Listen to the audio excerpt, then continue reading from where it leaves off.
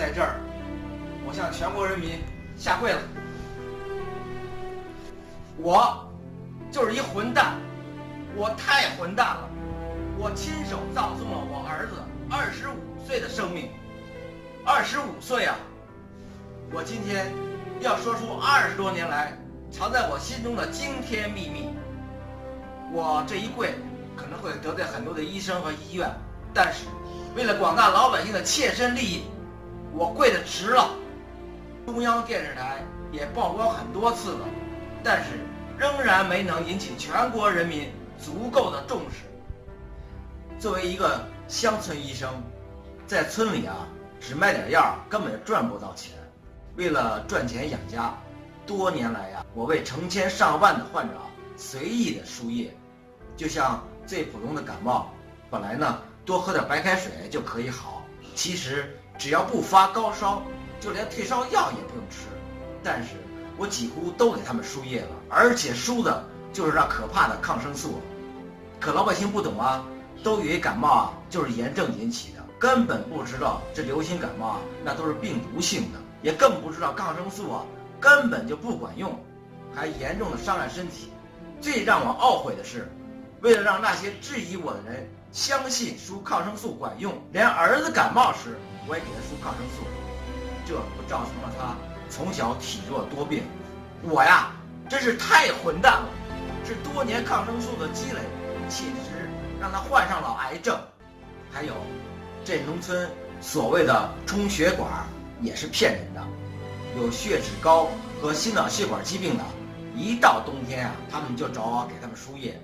我就昧着良心给他们输了什么降血脂的药。其实医生也都知道，血脂高的人吃点药就行，而不太高你只是要注意饮食，多锻炼一下，完全可以降下来。以上我讲的乱输液的现象，在中国真是太普遍了，包括很多公立医院也这样干。像中央电视台所讲的什么过度治疗，为的就是多赚钱，坑的就是老百姓。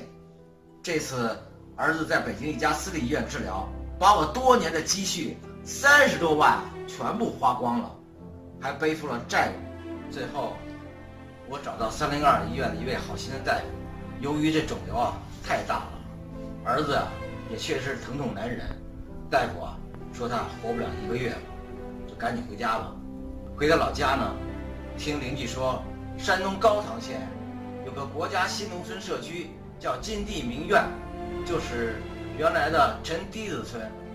那里有一家公益的中医机构，在抗癌和治疗失眠等方面非常出名，而且对经济困难的患者是从不收费，还经常有北京的知名专家教授来送方义诊。我就上网查了一下，还真是。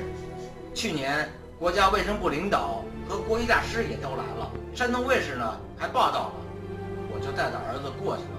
经过那里的中医专家的调理，一共花了是2000多块钱，儿子又活了8个多月。